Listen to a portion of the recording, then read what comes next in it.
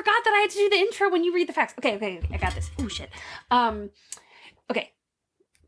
You are listening to A Scary State, and this week we're covering Nevada. Who knows? So, Lauren. Yes, Kenzie. Let's get scary. There's no way to know. There's no way to know. And someone's going to get mad either way we say it, so. Yeah.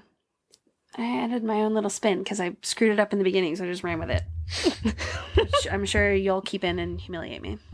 You know, it's what I do. So what do you have to tell me?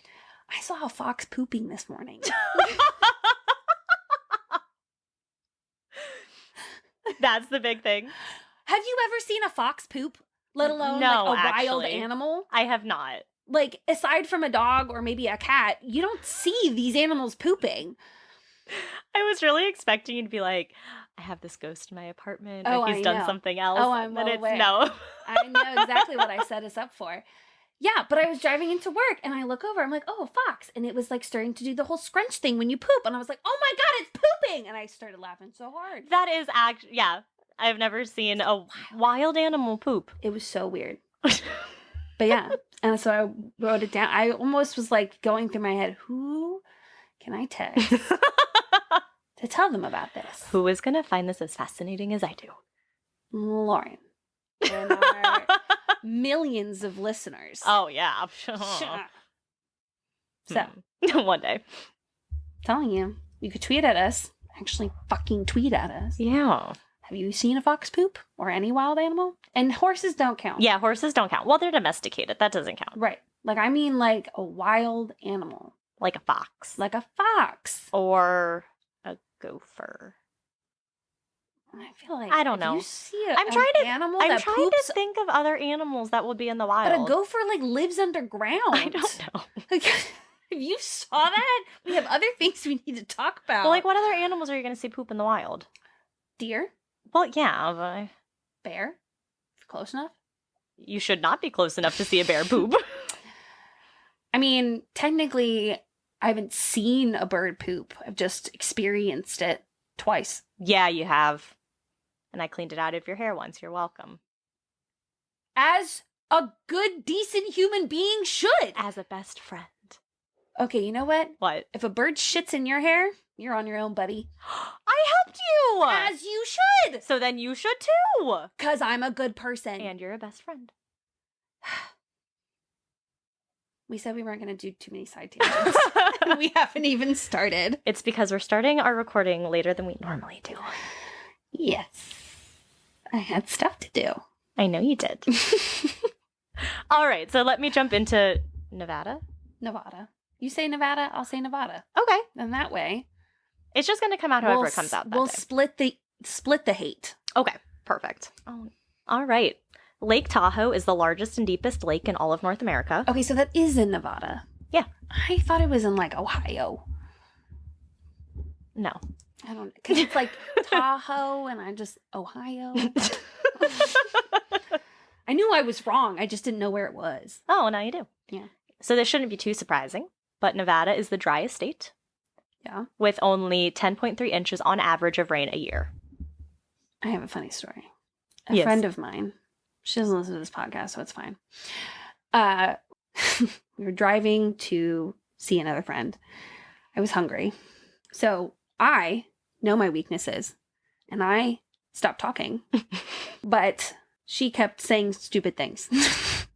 So we're driving and we look over and we see these men in like, but they have orange like reflector jackets. Okay. She's like, oh my God, are those inmates? And I'm like, no, they're not. Like, they wouldn't be this close to civilization. And she's like, we're not in civilization. We're in the middle of nowhere. I said, we are not in the middle of nowhere. There are literally people all around us. She's like, well, where do they do that? I'm like, in the middle of the desert. Well, there's no desert in the United States. And I was like, oh my God. I said, what do you think the state of Nevada is? Right. Or Arizona? Literal deserts. And I was like, the Mojave Desert is in California. Like, that's in the United States. And part of it, I think, goes into Nevada. See, there you go. If she listens to this, ha ha ha. At least I didn't say your name. Thankfully, yeah, you didn't say the name. But everyone who is a friend will know exactly who I'm talking about. Okay. I don't know why you whispered, because you could just fucking take it I out. could. I don't know. I get nervous sometimes. Nevada has the highest number of shrimp consumption in the U.S. at 60,000 pounds. Huh. Which is more than all of the other states combined. Maybe it's like you want what you can't have. But they eat the shrimp. No, I know, but they're landlocked. Yeah. I don't know. The activity that goes on at Area 51 is... Or do you think it's probably because it's Las Vegas and, like, I feel like shrimp is like, fancy. Yeah. It could be. But they have more than all of the other states combined. Wow. Yeah. That's... A lot. A lot of shrimp. A lot of shrimp. That's like a big thing about them. That's what I read on a lot of different websites. The activity that goes on at Area 51 is classified as top secret. I thought that wasn't like a thing anymore. What, things being classified? No. The activity Area at 51. Do you know what actually is going on there? No. Okay, then. I thought everyone was like, it's not like a real, like, government thing. Is it? I don't know. That's what the internet said. Oh. I'm just going to go off of the article that I felt found. like there was nothing actually there. I don't know. I Oh. think there's aliens there, and I'm going to believe that there are aliens there. No, but I mean, like, literally no one's, like, working there anymore. I don't know. Okay. I just know that at one time, you were not allowed anywhere near it. Got it. I think you're still not allowed there. Okay. I'm not going to try it out. No. Yeah, I don't want to get shot. Burning Man is an annual event that takes place in the Black Rock Desert. Las Vegas has the highest number of hotel rooms. More than any other city in the entire world. Well, yeah. Yeah, Like, makes sense. that's- I literally put at the end, makes sense. On February 11th, 2016, Everett, a former shelter dog from SPCA of Northern Nevada, was elected as mayor for the day. Aw. No. The kangaroo rat can live in the Mojave Desert for their entire lives without water. Probably get it from the food they eat. Maybe. Yeah. Or like cacti. In 1997, the WBA... Why'd you say it like that? Because it's more fun to say cacti. Cacti. The WBA... The what? Heavyweight Championship took place at the MGM Grand Garden Arena in Vegas. The what? WBA. WBA. So you did say that on purpose. Yeah. What is that? It is World Boxing Association, I believe. Oh. This is when Mike Tyson bit Evander Holyfield's ear off. Oh. Well, not off, but he bit it. Tyson was fined millions of dollars and lost his boxing license, but only temporarily. Okay, and did you hear about the new edibles? So, with his ear? Yeah. Yeah. So the two of them have teamed up Yeah. and made edibles shaped like a bitten ear. Yeah. Yep. Yeah, I did hear about that. There is a place called Virginia City, and it is actually believed to be, wait for it, the most haunted town in the U.S. OMG. But I thought it was cool because it was Virginia City. The city of Rachel is also known as being the UFO capital of the world. They have hundreds of UFO sightings. The sign when entering says, population, human, yes, alien, question mark. Oh, I like that. I know. Located along extraterrestrial highways, a mailbox set up by a rancher who lived very close to Area 51 and Groom Lake. He was sick of receiving so many letters addressed to aliens that he set up this mailbox so people could put their letters to the aliens there instead of his mailbox. Oh, that's fun. Zach Bagans' Haunted Museum is located in Vegas. You have to sign a waiver to enter. The Dybbuk box, haunted dolls and mirrors, Okay, that's where I was Mhm. like, I'm supposed to know what this is. serial killer artifacts, all of those are among things located in the museum. There is a rumor that there's a pet cemetery in the middle of the desert off of US 95. The rumor is that it was a burial site for mafia victims masquerading as dead pets. Huh. Yeah. So I'm assuming they like bury someone Mhm. and then put a little tombstone. Fluffy. I don't think they even bother to bury people, to be honest with you. I don't know. So, They also say that like the mafia bury people up in the woods in New Jersey where the Jersey Devil lives. Why can't I remember the woods? Someone's probably shouting it right now. The Pine Barrens. yes. Yep. Those. Yep. If you add all of the numbers together on a roulette wheel, it will equal 666. I didn't try, but that's what the website says. In 1949, in Hidden Cave, the oldest skeleton of early man ever was found. Oh, cool. Yeah, so the oldest skeletons. There's a rumor surrounding the Hoover Dam, so it was a very dangerous thing to build. Yes. It was rumored that the laborers who died while building it are buried in the structure. It is said that some accidentally fell into the cement while it was being mixed, and there was no way to stop it. The Hoover Dam has like dried up a bunch of the I think it's a Colorado River. I don't know. That's not good. I think there's something a little problematic with it. I can't remember what it is though. The rumor about people being buried in there has been debunked, but it is a big structure and anything is possible. Andre Agassi, he's a tennis player. Why are you looking at me as if I'm going to have the answer to that? I don't know. Sonny Ozell and Ryback are all from Nevada. Who? I don't know. Okay. These are just the only people I could find. Okay. And then my favorite band ever, Falling in Reverse, is from Vegas. Dr. Spencer Reed from Criminal Minds is from Las Vegas. Oh, look at that. Yeah. Thank you for more information. You're so welcome. So, Mackenzie, what are you telling us about today? So today I bring you a long classic tale of Las Vegas mob hits and, quote, unsolved mysteries. Okay. Murders. They're not unsolved. You know exactly who did it. Okay. I would like to give a disclaimer. Not that I think that anyone actually goes in and looks at the sources that we post. We have to post that. I have them all on my computer, like all of my sources. I know you have all of your sources. We just have to consolidate them into one list. Okay. Yeah. That's fine. Little behind on that one. Yeah. Well, whenever this does get posted, one of the articles I used was from 1991, Texas Monthly. And I already asked Mackenzie why she would use something from Texas. Well, the same reason why Lauren included half of a story from fucking Maryland when we were talking about Missouri. Because all the scary stuff happened in Missouri. All the scary bad things happen in Las Vegas. Okay, then. Valid argument. But anyway, not that this article says anything like outwardly racist, but it's definitely not culturally sensitive or acceptable. Racist undertones. Racist undertones for sure. Mm-hmm. I mean, like kind of obvious ones, but not like, you know. Yeah. They probably thought they were being subtle. Okay. Uh-huh. Yep. But I don't obviously use any of the language, and we obviously don't agree with how they said things, but it had a lot of information. And it like, as I was reading it, I was like, why are they saying it like that? That's so weird. And then right. like I kept going, I was like, why are they doing that? And then I scrolled back up to the top and they showed the publication date from Texas in 1991. And I was like, okay. There you go. There's the explanation. Yes, exactly. So, anywhozer, our story begins with Benny Binion. I think it's Binion. Okay. It looks like Minion, but with a B. Yeah. So I'm going to say Binion. Yeah. AKA the cowboy, who got his start in Dallas before taking his talents to Las Vegas. Binion is best known for being the founder of Binion's Horseshoe Casino, where he was known to be quite generous with all of his patrons and employees. So Binion decided on the move to Vegas when new government officials in Texas were starting to crack down on crime. And that's his business. Mm-hmm. He opened a casino in 1946 and became a quick success with his no-limit wagers and casual Fridays attire.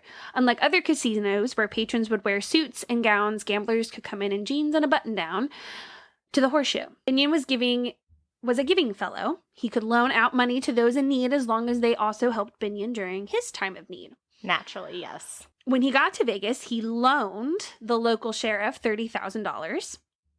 And he didn't expect the sheriff to pay him back, but he did expect the sheriff to be there for him during his time of need. And Binion even helped out the sheriff when he was being tried for bribery in 1977. And it seemed like an open and shut case, but the judge, who's the son of one of Binion's lawyers, whose son is one of Binion's lawyers, dismissed the case. So, you know, Binion could giveth, and he could taketh away. Runners who were caught stealing from Binion would be met with pencils and eyeballs or bullets to the heart. Pencils and eyeballs? Pencils and eyeballs. Oh, that reminds me of, it sounds like the Joker. Oh, Batman. I thought of, I never seen Batman. I thought of Final Destination, the second one. Oh, I have not seen that one. When it's like the first person to die.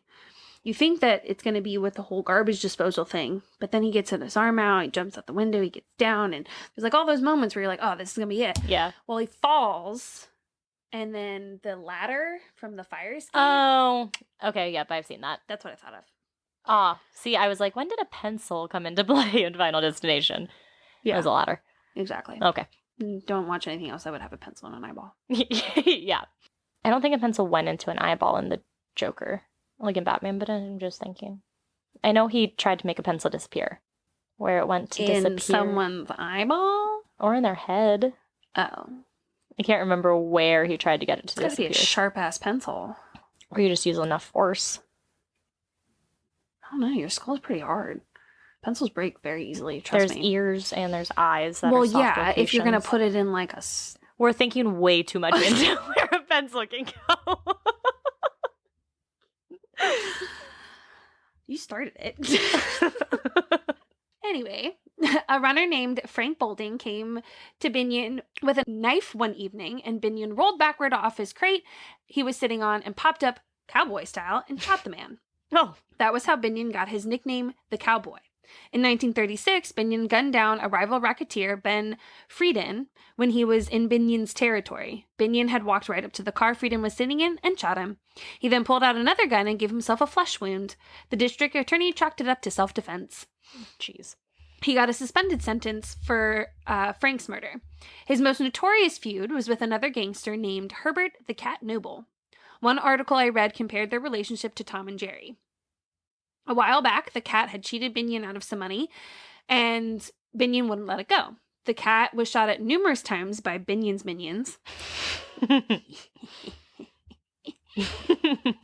Even when Binion moved out to Vegas, he was putting upwards of $50,000 in rewards for Cat Noble's head. One fateful day, Noble decided to take his wife's car to work, which meant his wife was going to take Cat's car. Unfortunately, there was a bomb waiting for Cat that exploded when his wife started the car. What is up with you and finding bombs in cars? I don't know. I mean, it's the mafia, whatever. I figured there was going to be some explosions. Yeah, probably. Apparently that was like a big thing in the 70s. Jeez, That was how they did 70s stuff. was a terrifying time. Like, serial killers running amok. serial killers mob in blowing the people up. 80s, bombs in the 70s. Right. Not a good Jesus. time. Well, needless to say that his wife dying Mm-hmm. sent him a bit over the edge. Yeah. And he vowed revenge. Of course. So their back and forth death traps continued on for years. Cat Noble even went so far as to drive out to Vegas, planned an air raid on Binion's home, killing Binion and his family, and even had an area map with Binion's home marked on it, only to have his plan foiled by a local deputy who happened to be driving by Binion's home when Noble was making his final stakeout. The deputy got his gun first, and Noble surrendered. Their feud finally ended when a bomb exploded under Cat Noble's car as he was stopping to check his mail on the drive-in. No one knows for sure who planted it. Some think it was one of Binion's hitmen, Jim Clyde Thomas, who may have been knocked from a tree and broke both of his arms during the explosion. But no one knows for sure. Okay.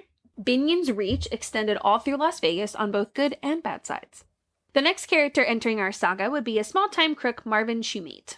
Marvin made his way to Las Vegas from Oklahoma City in 1965. By 1967, Marvin was settled into the area with a wife and 3 children. He was trying to go good and got himself a job as a cabbie at Whittlesey Blue Cab Company.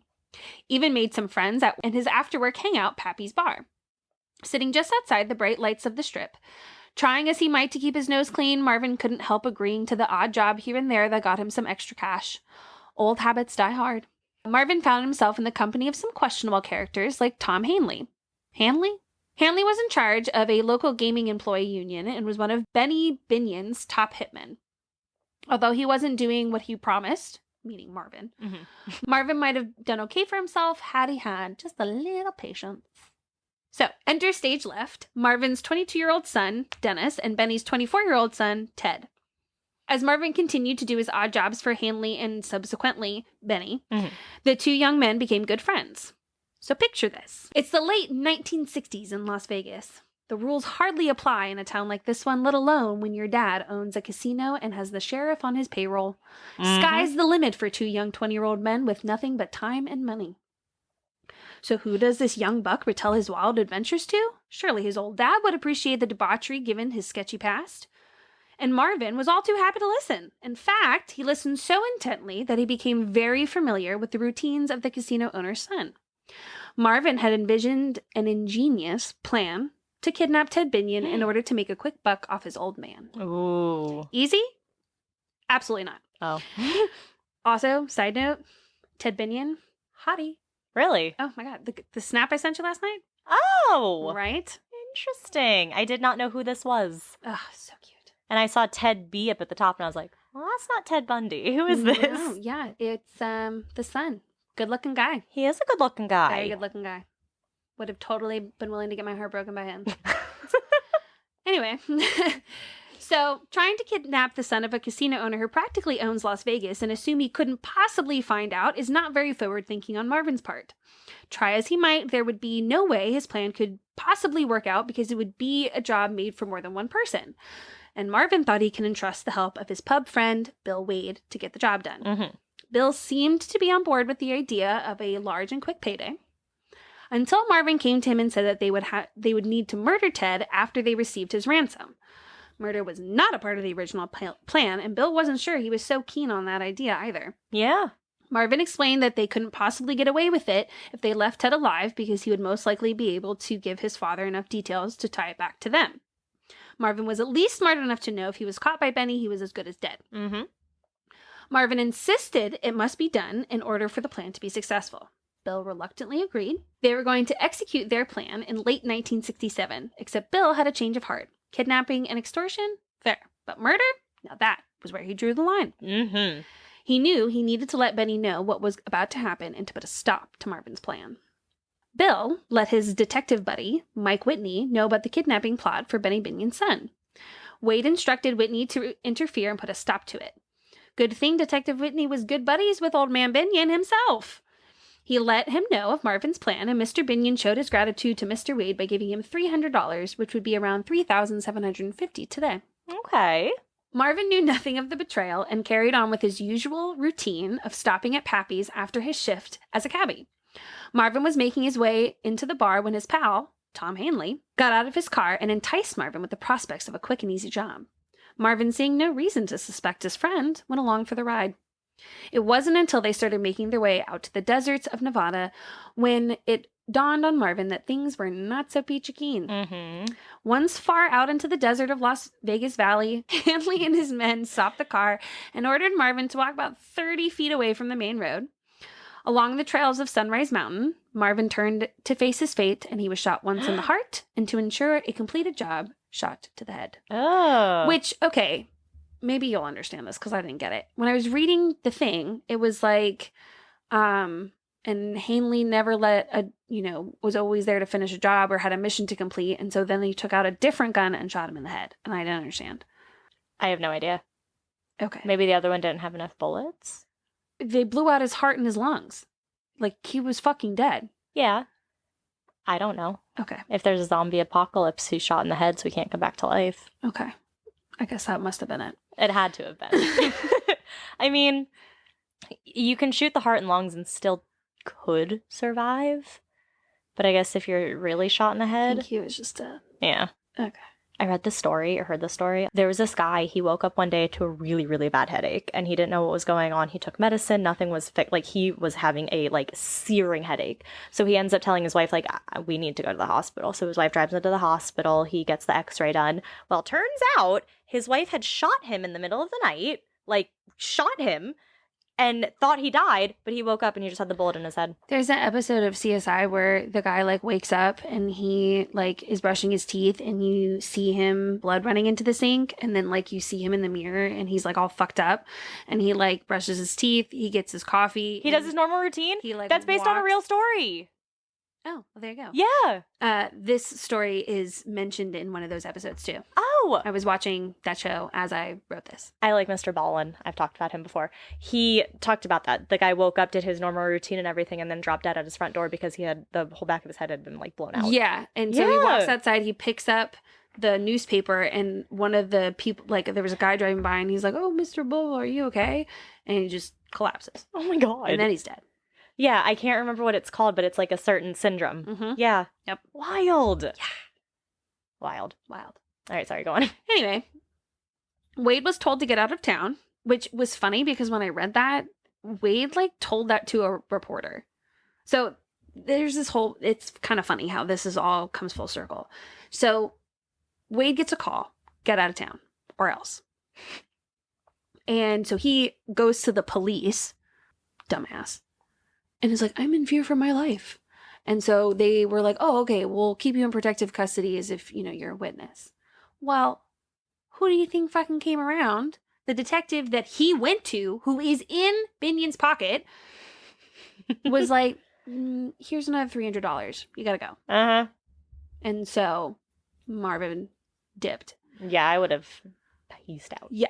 So he was given another 300 for his troubles, and anyone else who knew of the plan also scattered from Vegas. Marvin was found by a local firefighter and his wife on their way home. Not much effort was put into the investigation, and Marvin Shumate murder remains unsolved Yeah. to this day. I wonder who could have done it. Well, you know, it's funny because the sheriff of Las Vegas, the thing the article was saying was that he would never be able to investigate Binion for anything because it would come back to him. Yeah. Like, you would see all the money. Yeah. Oh, yeah, absolutely. So I'm like, to have literally the guy who's in charge of all the policemen as a buddy. Mm-hmm. So anyway. And Benny Binion's best known for his saying, do your enemies before they can do you. And he took that too hard. So lastly in our saga is our bad boy cutie, Ted Binion. Unfortunately, Ted's lifestyle turned our zaddy too shabby. Oh my god. Oh my god. Picture this. The year is 1998. Your prime was 30 years ago. But you're still living the party lifestyle at the young age of 55. Oh. Your wife has divorced you because you were cheating on her with a 28-year-old cocktail waitress you met at a strip club. Of course you were. Mm-hmm. You decide that the best way to store your riches is to have some men dig a deep hole in the ground and put a metal vault in to store all your precious loot. Uh-huh. Mm-hmm. Like a pirate. Yeah. You've just seen your doctor to get another prescription of Xanax to calm your anxiety and withdrawal symptoms. Did they have Xanax in the 80s? This is 1998. Oh, in the 90s? Yes. Oh. I don't know when it became a thing. I don't know when it became a thing, but they had it in the 90s. Okay. Later that day, your drug dealer stops by and you buy 12 balloons of tar heroin, tipping your dealer with some of your newly acquired Xanax. That is how our beloved Ted spent his final hours before he died on September 17th, 1998. The police were called to the home to find what looked to be an overdose, unsure if it was accidental or not. Sandy Murphy, the cocktail waitress, called 911 to report her husband wasn't breathing and then hung up the phone. Nothing else. Just said, husband's not breathing. Click. Huh. Yeah. Murphy told police that Ted had been feeling suicidal ever since he lost his gaming license a few months ago. So during their initial investigation, police assumed that there had been no foul play. The medical examiner did determine that he had a combination of heroin, Xanax, and Valium in his system when he died. However, there was a further investigation done with the medical examiner, and based on what he found with like bruising, things like that, he actually reclassified Ted's deaths as a homicide in May of 1999. Interesting. So people who had just seen Ted before he died said that he seemed to be in really good spirits. The mayor had stopped by to see Ted to talk about his bid for governor, and Ted had given him $40,000 in a donation to his campaign. Cash. Of course, yes, because that cannot be tracked. I thought this was hilarious. Even Ted's drug dealer testified. And he was like, yeah, he seemed great. I'm sure he did.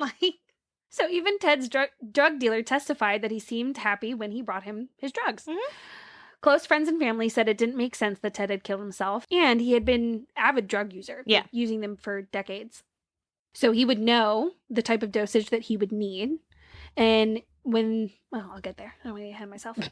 2 days after Ted died, police found Rick Tabish with 2 other men digging up the vault. Tabish tried to say that he was doing it so he could give it to Ted's daughter, but police suspected otherwise. Tabish knew where the vault was because he was the one that helped install it.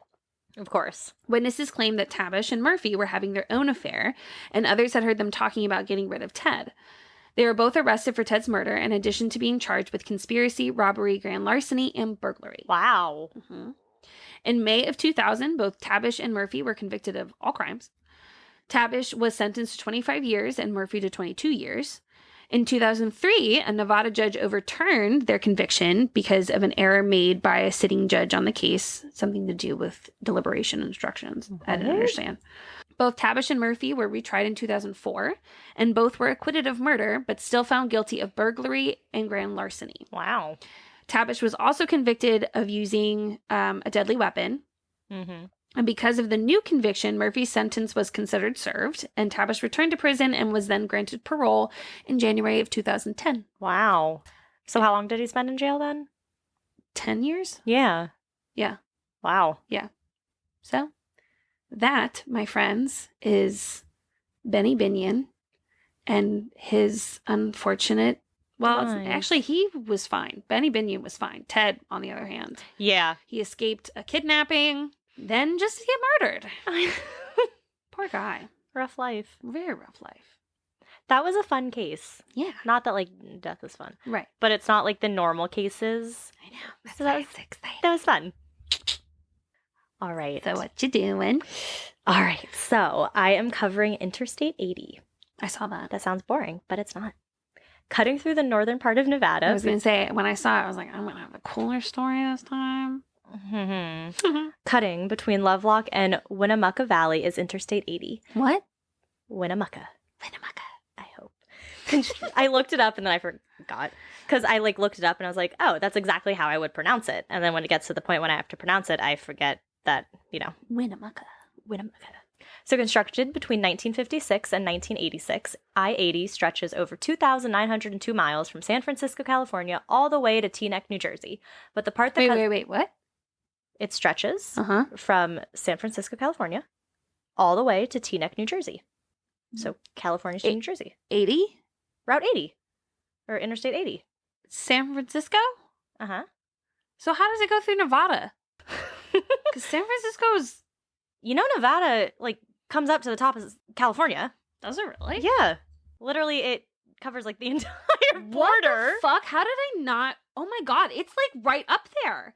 Yeah. For some reason, I thought it was a little further south. Did you think there was a state in between the two? No, I think I was putting it closer to where, Arizona is. Ah, it does touch Arizona. Yes, I know that. So that is how it is able to go through Nevada. Okay, that makes sense. But the part that cuts through Nevada seems to be the most unforgiving. The stretch of road is so lifeless, with only deserts and tumbleweeds as far as the eye can see, and where you can drive for hours and never see another car or person, that it has been given the nickname the Big Lonely. Mm. And what is scary about this road is the high number of unsolved murders and disappearances that have taken place here. Ooh. So I'm going to focus on 3 main cases that are associated with I-80, but at the end, I want to go over just a handful of the hundreds of missing people from this road. Oh, you bay. So first we have Nan Dixon. Nancy Nan Cecile Dixon was born on August 4th, 1905 in Charlottesville, Virginia. Hey. She was a tiny Caucasian woman standing at only 4'10" and weighing about 118 pounds. Though she was small, she was described by family as strong and lively. She moved to Grass Valley with her third husband, and that is where they settled down. September 21st, 1978, Nan Dixon, 73 years old at the time, was traveling from California to Seven Troughs, Nevada to visit her brother. Back in 1961, Dixon's brother Harry had started a gold mining operation, and Dixon had invested $6,000 in it.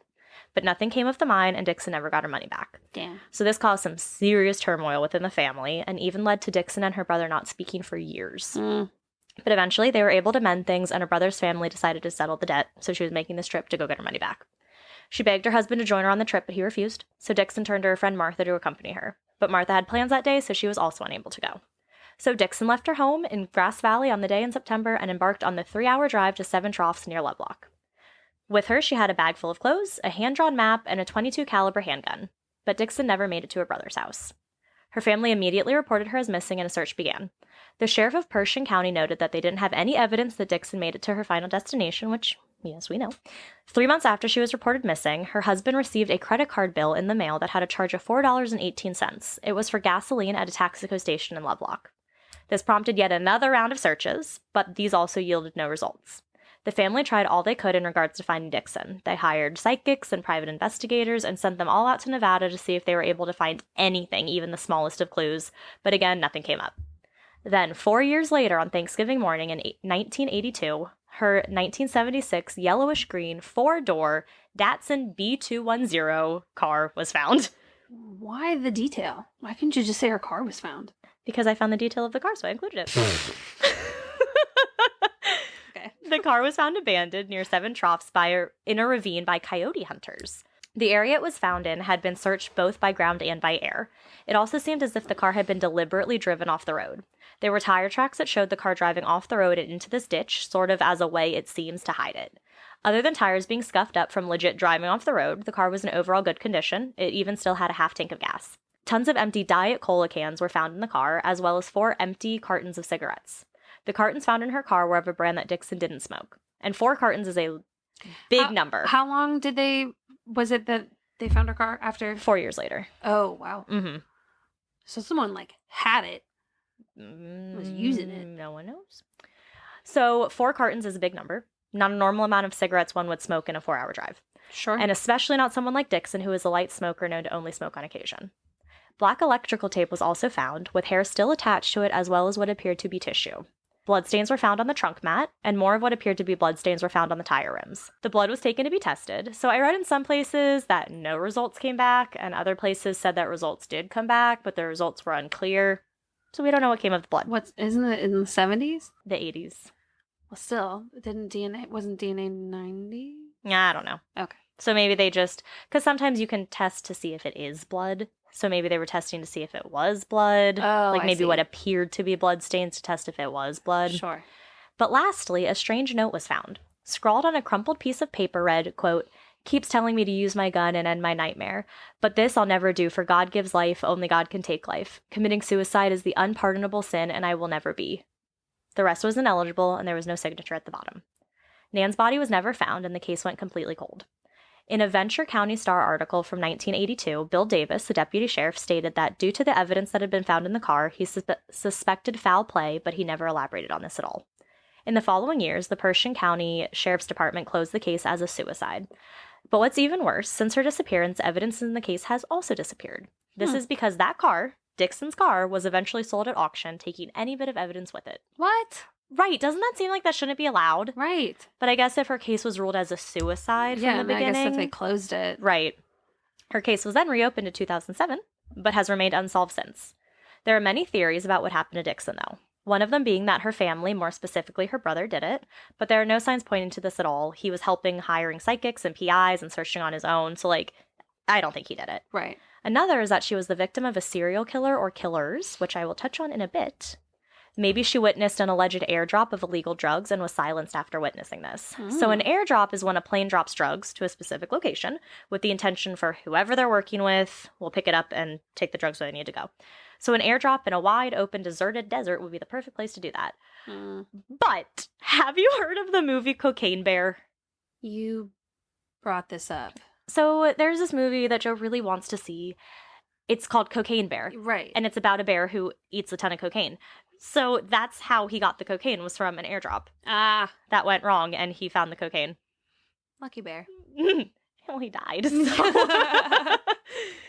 So another theory is that she got herself stuck, then walked out into the wilderness to try to find help, and most likely got lost before succumbing to the elements. Why would she have the note then? I don't know. These are just theories. Well, that's a stupid theory. So a father-daughter YouTube team said that they found an empty bottle of Diet Cola about 1.5 miles from the location of Dixon's car, like where the car had been found. They theorized that her car broke down and that she was drinking all of the cola to stay hydrated. They also believe she smoked that many cigarettes in an attempt to not feel as hungry as she was because she had no food. Is that a thing? Like if you smoke, you don't feel as hungry? But at one point, they believe that she must have decided that she needed to go find help and succumb to the elements. But why would she have the note? No one knows. No one knows if it was planted. No one knows if she wrote it. They just found a note. She said, didn't it say something about, he wants me to take the gun?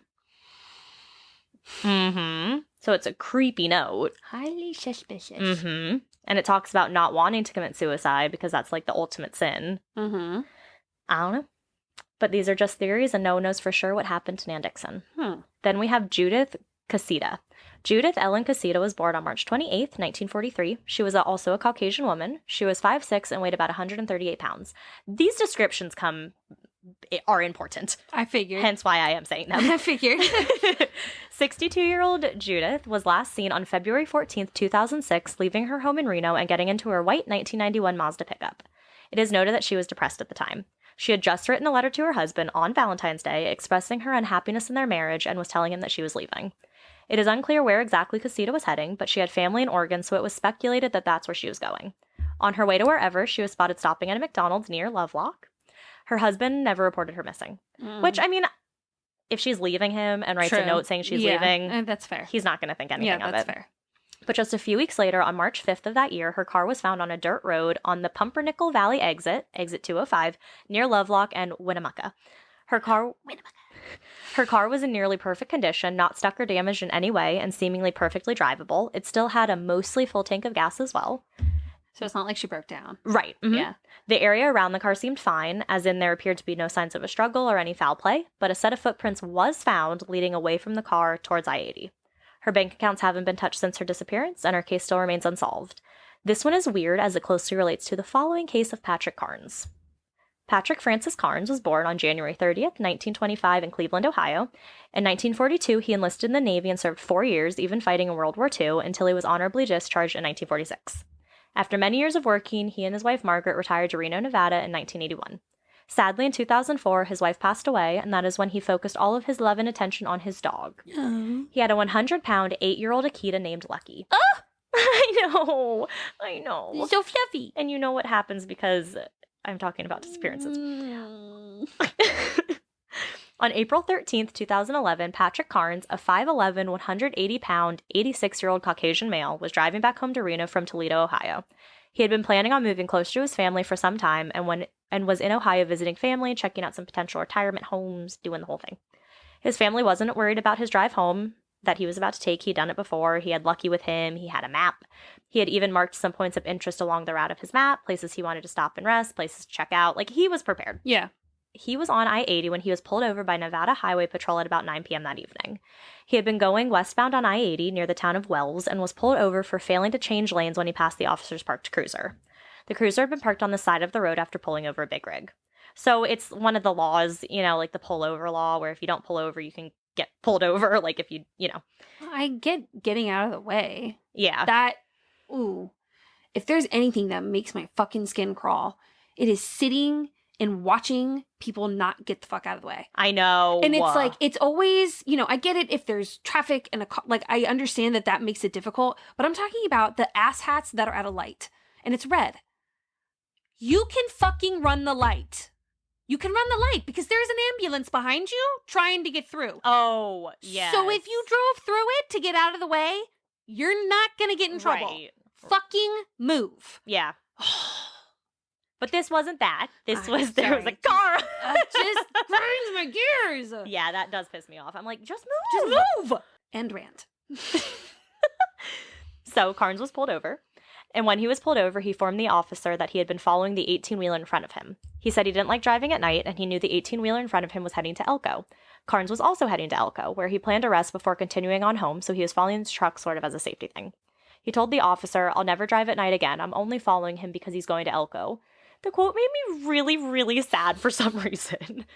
So the officer... How old is he? 86. Oh. And him saying, "I'll never drive at night again." I'm like, oh my God.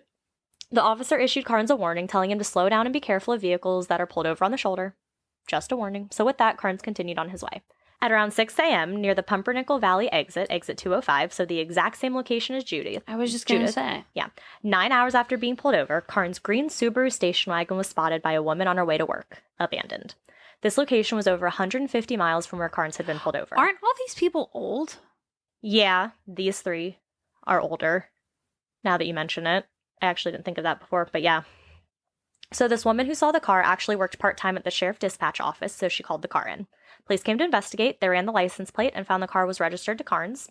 They did try contacting him at his home in Reno, but got no response, but they weren't too concerned, This was around the time that Carnes' family was beginning to worry.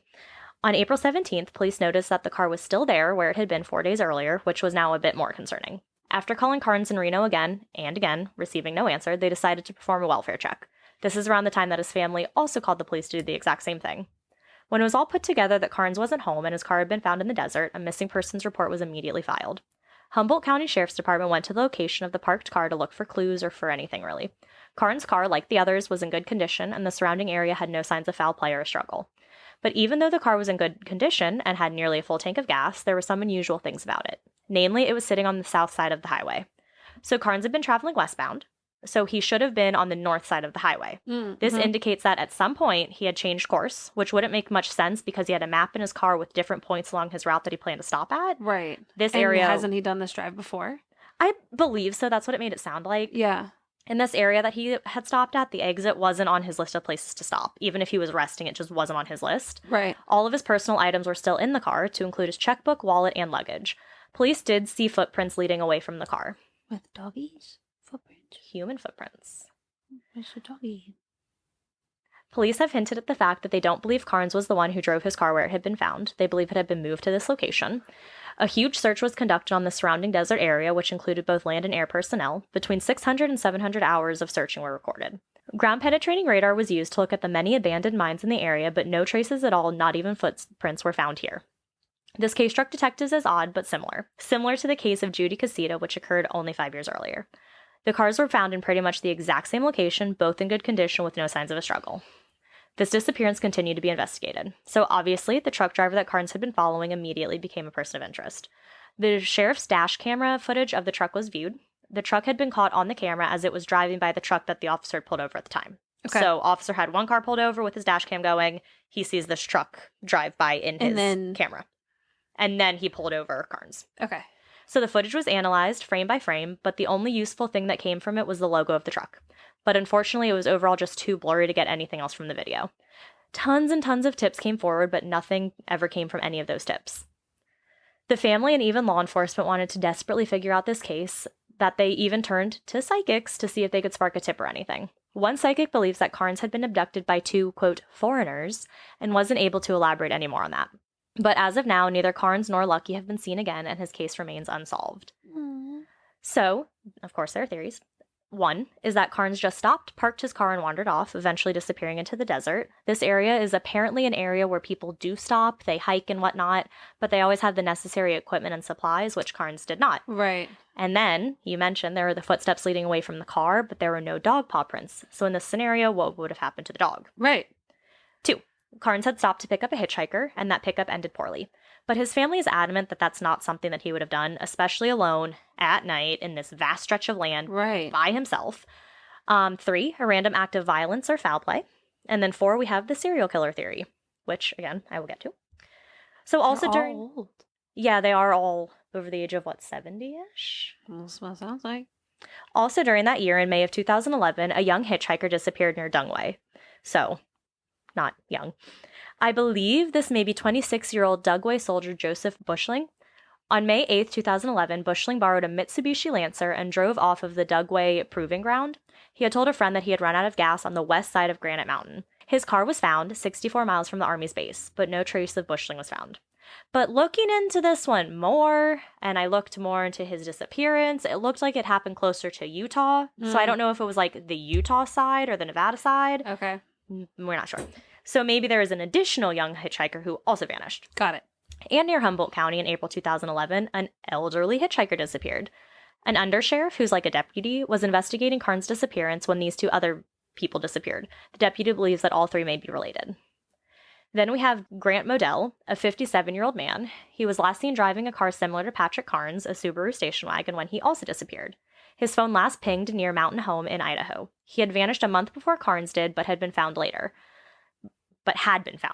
Got it. His body and car had been found underwater in a reservoir, but it was ruled that there was no foul play involved. Yeah. The following that I'm going to talk about. Okay, so these are cases that are still unsolved in the area. Okay. Just a handful of the many, many, many unsolved cases. Yeah. There's not a ton of information on these individuals, with most of them being labeled as a Jane Doe. Mm-hmm. The information came from 8 News Now in the article titled Unsolved Homicides and Missing Persons Project. So this is a list of only females. The website said they're still working on the male list. Okay. So all of the women listed are believed to be aged between early 20s and late 60s. All are white or Caucasian females ranging between 5'1" and 5'8", and weighing between 110 and 155 pounds. So relatively smaller women, yeah. Like just short in stature, So first we have Star Valley Jane Doe. She was found in July 1972 in the Star Valley area of Elko. Her body was also found nude by a rancher in the area. She was posed in a cross-like manner. She had been shot in the upper body with a small caliber handgun, possibly a .22 caliber. Hilltop Road Jane Doe was found October 2nd, 1972, but remains are believed to have been in this location 1 to 2 years before she was discovered. Remains were scattered, and they were found without a torso. The remains also show post-mortem sawing. Ew. I know. Thousand Springs Jane Doe was found on July 14th, 1974, near wells in an area known as Thousand Springs, which is how they got their names. Her remains were found burned with diesel fuel, and her cause of death was found to be strangulation. Imlay Jane Doe, found on October 27th, 1978, but it is believed she had been deceased approximately 6 months prior to being found. She was found in Pershing County, just west of Imlay. She was found in a piece of luggage, which is awful. Cora R. Carrillo, found on March 1st, 1981 in Douglas County. She was found with a ligature device, an article of clothing around her neck. She had last been seen February 28th, 1981, so just a couple days before. Yeah. Stephanie Kelly Stroh, last contact was October 15th, 1987, when Stephanie called her parents from Wells to let them know she had gotten a ride while hitchhiking and that she was on her way home. She never returned home. A convicted murderer currently incarcerated in Texas, Tommy Lynn Sells, Texas, claimed responsibility for her death somewhere near Winnemucca, but this had never been confirmed. Barbara Lewis Nichols, found in 1988 at the Sinclair gas station in Carlin. So remember this town, Carlin. Okay. She worked at the gas station as a cashier. She was abducted, murdered, then found half a mile away from the gas station. She had been shot several times with a shotgun. The only clue found was a vibrant shoe print, size 9.5 sole. The Elko County Jane Doe, which you're hearing Elko County and Lovelock and those things quite often. She was found on June 11th, 1990, 2 miles away from US 93A, which is less than a mile from an intersection where it intersects with I-80. Got it. She was found in a brushy area, fully clothed. Valerie Jane Doe, she was found on March 26, 1991 in Pershing County. A piece of jewelry with the inscription Valerie was found. She had been shot to death. Shafter Jane Doe, she was found on November 16th, 1993, but it is believed her body was dumped where she had been found 5 to 6 days before her discovery. She was nude and found near the Shafter exit near Elko County in some juniper trees. She had been found beaten and shot with a small caliber gun. She was also found in a cross-like manner, like one of them earlier. Analysis of her hair indicated that she may have spent the last 7 months of her life in Star Valley, which we had another lady from Star Valley. Right. Gail Ann Thompson, found in May of 1996 in Jackpot, Nevada. She disappeared after gambling with her husband and was found the next day in an open field. She had also been badly beaten. Tina Sherry Snell, a.k.a. Cindy Marie Souza, was found on October 30th, 1996 near Wendover in a little area known as Blue Lake. She was a drug user and was known to frequent truck stops, rest stops, and casinos.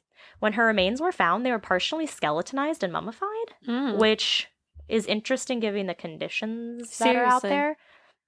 And, okay, we're almost done with these ones. It's dry. Yeah. Isn't that what you need for mummification? I guess. I don't know. Okay. I'm not the one to ask. Yeah. Norma Jean Parker was found on February 14th, 2001, north of Winnemucca, Dry Lake in a remote area. Parker was originally from Tracy, California, and had Huntington's disease.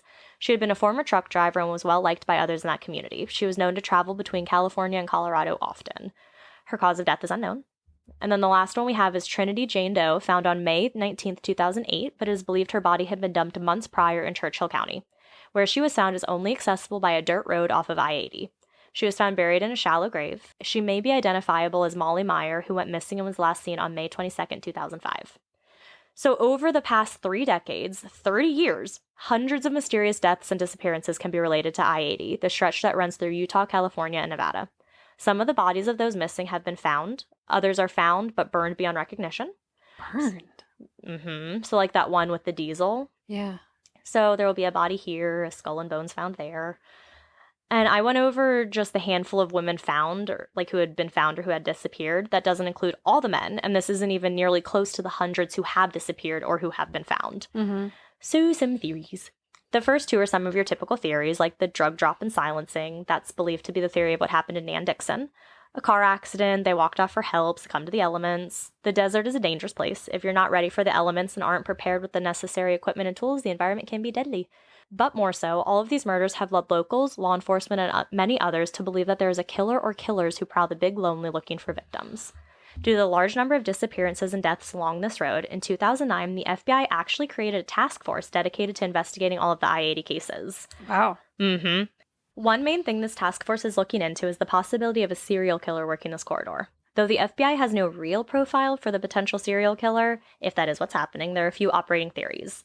So maybe the killers are a husband and wife team looking for thrill kills, or maybe the killer is working as a long-haul trucker, which would make it very easy to get in, do stuff, and get out. Oh, sure.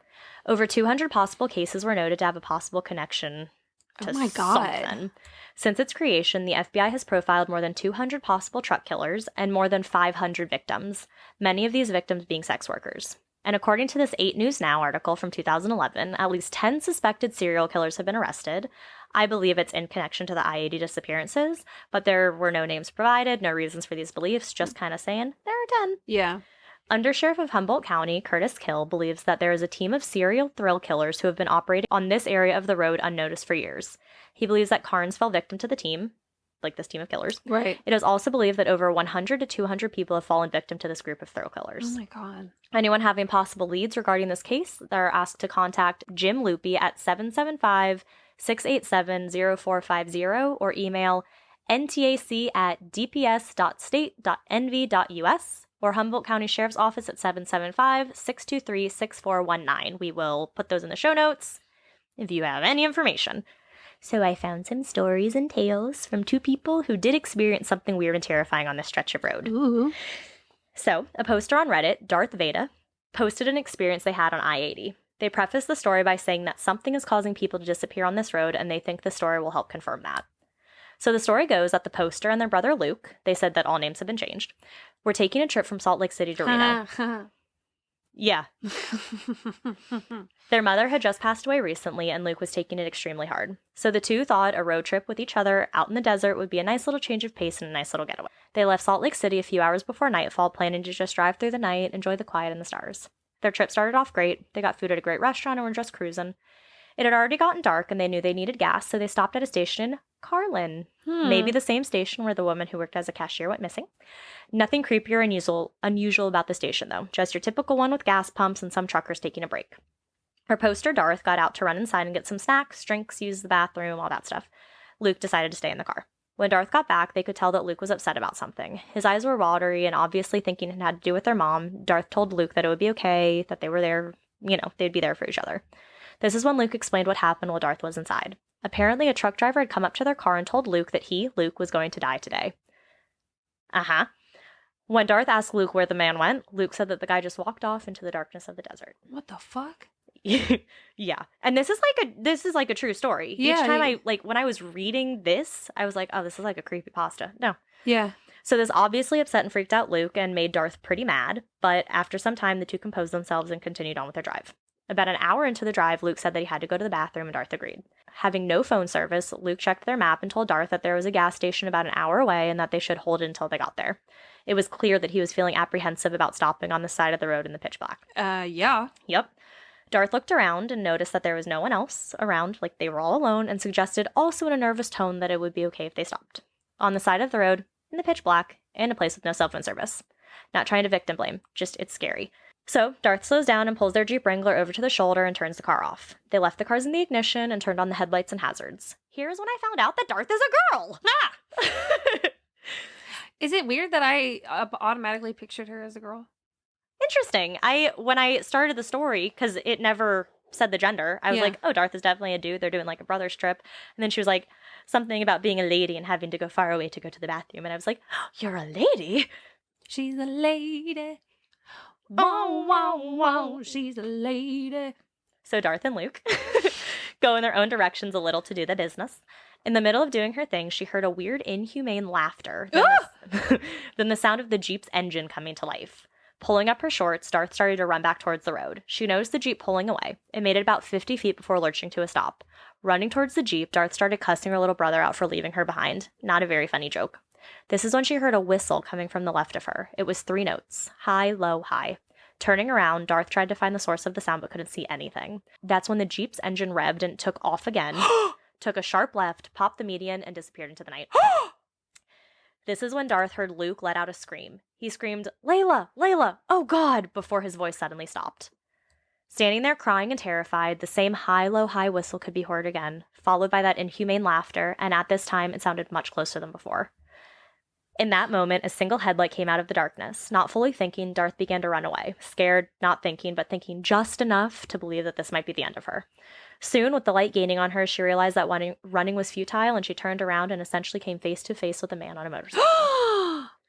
Trying to talk to her, the man asked if she was okay, why she was out here all alone. Still scared, the man said he was going to reach into his pocket and show her his ID. As he did, she took off running. But just as quickly, the man caught up to her, grabbed her upper arm, and turned her around. He explained again that he meant no harm, he was a federal agent and was going to show her his ID. The ID showed FBI at the top with a picture of the man underneath. Why was he there? I'll get to it. Darth noted it looked fake and asked to see a badge. Upon seeing the badge and a ton of internal reasoning, she believed the man and broke down, explaining all that she had experienced.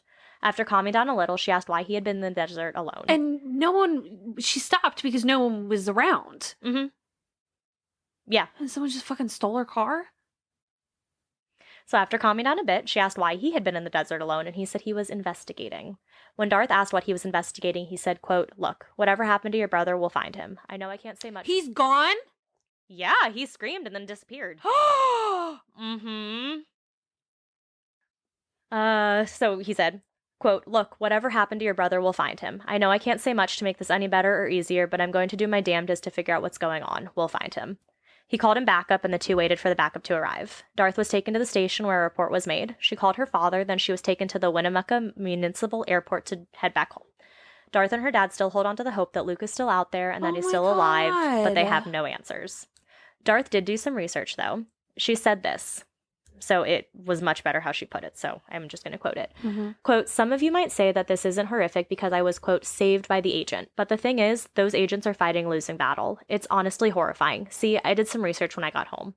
When I asked the agent what was going on, what happened to Luke, and he just sighed and said, we'll find him, well, I don't think he wanted to tell me he was out there investigating something called a thrill kill.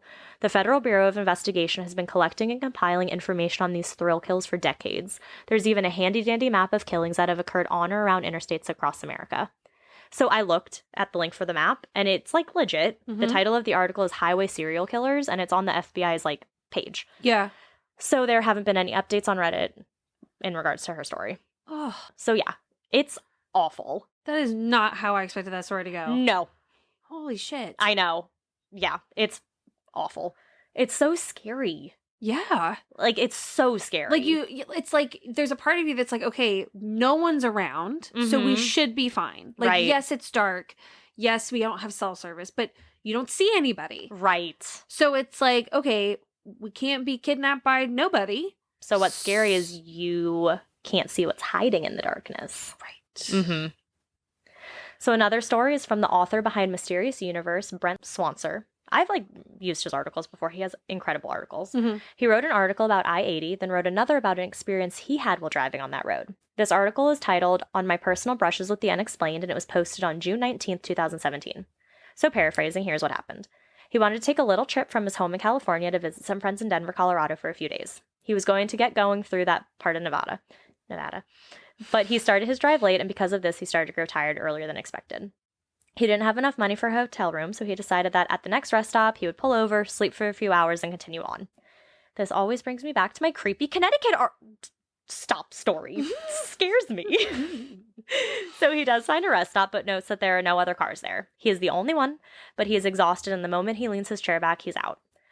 Brent is awoken by a tapping on his car window. Groggily looking up, he sees a young man, maybe in his 20s or so, standing there. The man This reminds me of a Criminal Minds episode. I feel like they just look through cases and they're like, yeah, this one's good. Oh, yeah. Remember that website I told you about? Yeah. That connects it? Yep. Yeah. Mm-hmm. So the man simply says, open the door. So Brent obviously says no, to which the random man growls, open the door. Sure. Right. What the Oh, now that you asked that way, of course. Right. So this is when Brent noticed that behind this man are two other figures lurking in the background. Shut the fuck up. Brent had a knife with him, so he pulled it out just enough for the man to see, which infuriated this random man even more. You're in a car. Back that fucker up.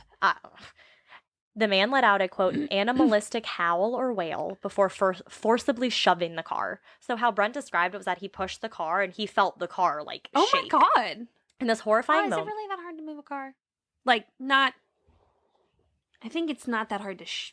Well, he made it sound like it came up on, like, two tires kind of thing.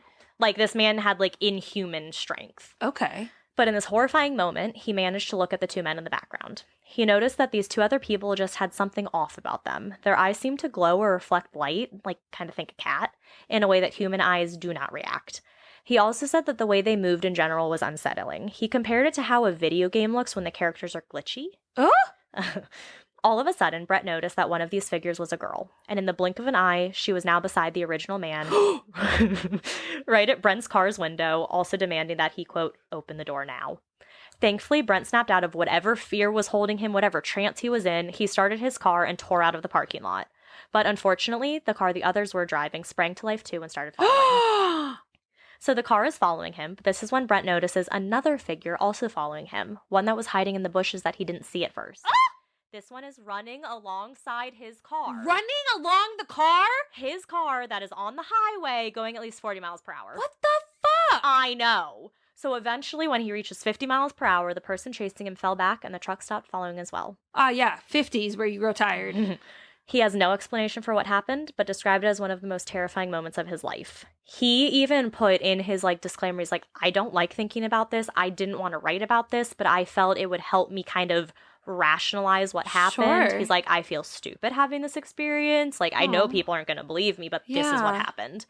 And I read a lot of his articles. He has great articles, so I believe him. Yeah. So if you ever find yourself desperately needing to drive through this abandoned and vast stretch of road, be careful. Try not to travel alone, and definitely try to avoid it at night at all costs. If you don't heed these warnings, it may cost you your life. What the fuck? Isn't that terrifying? All right, you win. Oh, thank you. It was one of those where I could not stop finding things. Holy shit. Yeah. That's... Oof. I ended up clicking, I think, every single link in the first couple pages of Google. I just got the heebie-jeebies. I know. And then it's one of those things where, okay, you know how if there's a creepy game, those cursed games or whatever, you're not supposed to play it, but you kind of have the curiosity to play it to see if it's real, but you wouldn't because you're too scared. Yeah. That's how this road is. I want to drive on the road, but I don't want to get hurt, and I'm too scared that something would happen, but I want to drive on the road. You know what I mean? It's human nature. It is. But yes. So that is I-80. Well, shit. Yeah, and just through that part of kind of California, Nevada, and Utah, that little stretch. Nowhere else is it bad. Just there.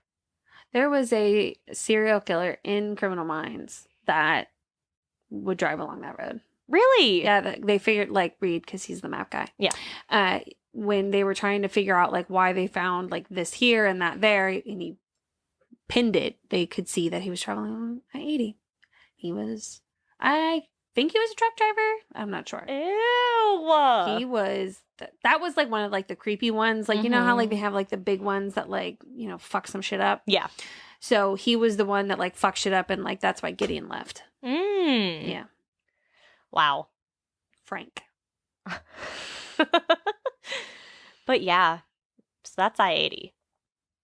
Damn. Yeah. Very scary. That's... Have you heard about the Texas killing fields? Mm-hmm. Did you watch it? Not yet. You gotta watch it. You already watched it? I already watched it. Is it good? Yeah. How'd you like Evil Genius? Yours was better. Oh, thank you. But it kind of pays sometimes to not have a good memory. Were you shocked each time something happened? Well, no. I knew that, things were coming. I knew what was connected. But I kind of forgot. Yeah. So I was, waiting for it to explain why they were connected again because I couldn't remember. Yeah. And so there was a couple moments where I was like, oh, fuck, that's what happened? So I can't remember what they were, but... Yeah, because I was downloading shows to watch on our drive back from Massachusetts. And so I found My Love is Blind that I was going to download. And then I saw that and I was like, I didn't watch that. And I was like, I bet you Mackenzie's watching it, which is when I texted you. Yes. Yeah. She's watching me. You know. Na, na, na, na, na. Somebody's watching me. And I have no privacy. Oh, whoa. No. Well, thank you for listening. We have a fun episode coming out next week. Getting into the holiday spirit. Holiday special. Yay. Mm-hmm. That's all we got. That's all we got. And I know it's the holidays. Keep listening. Yeah. Numbers drop. And it's As sad. you go and hang out with your families, tell them about us. Yeah. Play an episode. Sit around the fire together and listen to our lovely voices. Pyramid scheme. You tell one person, they tell two. Exactly. It just spreads. You got travel. Listen to us. Catch up on episodes. If you can't stand your family, email us scary stories instead. Yeah. Put one AirPod in so they can't know you're listening to us. Also, what you guys could do is you could ask your family if they have any scary things, because you're going to be with your family anyways, and then send us the stories. Send us all the things. Well, I guess that's all we have. That's all we have. So stay scary. Stay safe.